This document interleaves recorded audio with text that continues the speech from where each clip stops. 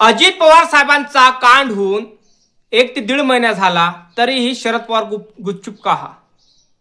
चुप का हाय? तुमच्याकडे प्रश्नाचं उत्तर ह्या नाही आहे ना? का अजित दादाला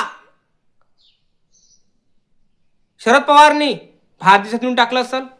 का अजित दादा जिवंत आहे? अजितदादाचा घात येऊन 1-1.5 महिना होऊन राहिला तरीही शरद पवार साहेब चुप का? हा व्हिडिओ पूर्ण बघा. अजितदादाचा घात झाला की अपघात झाला हा व्हिडिओच्या मार्फत तुम्हाला समजून जाईल. नवीन असाल लाईक आणि चॅनलला सबस्क्राईब करायला विसरू नका आणि कमेंट करून सांगायचं हा व्हिडिओमध्ये तुम्हाला काय पटलं काय नाही.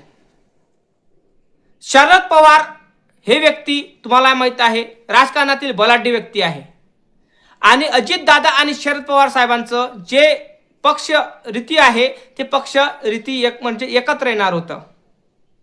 त्याची युती होणार होती. त्यांचा पक्ष हा फुटलेला होता. हा एकत्र येणार होता. तर विचार करा तुम्ही. तर अजित दादाचा घात झाला की अपघात झाला तरीही शरद पवार साहेब कुठल्याही गोष्टीचा किंचितही प्रश्न करत नाही आहे. कोणालाच प्रश्न करत नाही आहे. या पत्रकार परिषद घेत नाही आहे. रोहित पवार साहेब एकटे हे व्यक्ती अशी आहे ही मैदानात उतरलेले आहे आणि अजितदादाचा घात झाला की अपघात झाला याची चौकशी करत आहे.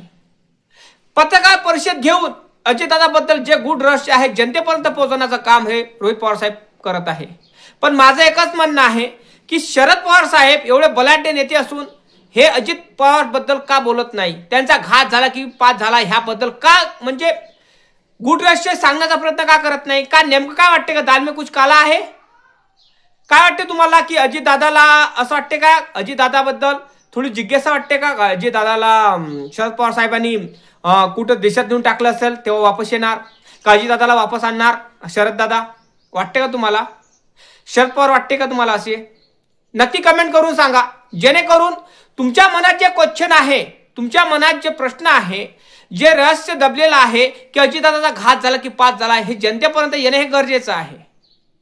कारण अजूनही जनतेपर्यंत कुठलंही गुड रहस्य जनतेपर्यंत आलं नाही जेणेकरून जनतेला माहीत होईल की अजितदादाचा घात झाला की त्यांचा घातपात झाला. कारण तुम्हाला माहीत असेल की अजितदादा हे व्यक्ती राजकारणातील व्यक्तिमत्व आहे आणि त्यांचं निधन होऊन 1.5 महिना होऊन राहिला.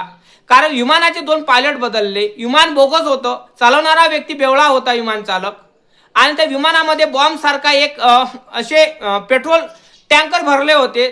तर विचार करा तुम्ही ह्या गोष्टीचा की अजितदादा वापस येणार का? मग मला सांगा शरद पवार साहेब बोलत का नाही? अरे अजितदादाचे विमानाचे 2 पायलट बदलले. अजितदादा संघ कुठलाही कार्यकर्ता नव्हता त्यांच्या पक्षाचा नव्हता. त्या ज्या विमानात गेले आणि देवगिरीतून येताना जे विमानतळापर्यंत सीसीटीव्ही फुटेज गायब आहे. अमेरिका, इस्रायल, इराणमधले कानेकोपऱ्यातले गल्लेतले सीसीटीव्ही फुटेज आपल्याला मिळून राहिले भारताला. पण अजितदादाचा घात झालेला की पात झाला की अजितदादा कुठल्या ड्रेसने विमानात चढले याचे सीसीटीव्ही फुटेज अजूनही मिळाले नाही. विचार करा तुम्ही. मग म्हणणं काय आहे? म्हणणं हेच आहे की सीसीटीव्ही फुटेज का मिळत नाही आणि शरद पवार साहेब का ऑब्जेक्शन उचलत नाही? तुम्हाला वाटते की शरद पवार साहेबांनी अजितदादांना कोणत्या देशात नेऊन टाकलं असेल? असं असेल तर नक्की कमेंट करून सांगा. कारण शरद पवार साहेबांची चुप्पी काहीतरी सांगत आहे. बरोबर नाही का? अजितदादांचा घात झाला की पात झाला हे महाराष्ट्रातली जनता वाट बघत आहे आणि ही वाट अशी बघून राहिली की अजितदादांचं गुड रहस्य हे जनतेपर्यंत पोहोचणं हे गरजेचं आहे. अजितदादाचा घात झाला की घातपात झाला हे जनतेला माहीत झालं तेव्हा जनता शांत बसन दादा. कळलं का? कारण अजितदादाचा घात कोण्या पद्धतीने झाला? प्लॅनिंगने झाला. VSR कंपनीच्या मालकाने केला की चालकाने केला? कोणा केला? काय केला हे अद्याप मालूम नाही. आणि हे मालूम करणं हे कोणाचं आहे? प्रशासनाचं आहे आणि जनतेला मालूम करून देणं. विचार करून तुम्ही करा ह्या गोष्टीचा. अजितदादा ला जाऊन 1 ते 1.5 महिना होऊन राहिला, तरीही सीबीआय सीआयडी हे अपघाताची चौकशी करत आहे, घातपाताची नाही. आपल्या सीबीआयची काही घेणदेण नाही आहे, सीआयडीची काही घेणदेण नाही आहे. गोष्ट याचं आहे की अजितदादाचा हा घातपात झाला की नाही झाला हा आपल्याला कधी माहीत पडणार. आणि शरद पवार साहेब ऑब्जेक्शन का उचलत नाही? विचार केला तुम्ही या गोष्टीचा? शरद पवार साहेब ऑब्जेक्शन का उचलत नाही की अजितदादाचा घात झाला की घातपात झाला? का बोलत नाही? का पत्रकार परिषद घेत नाही?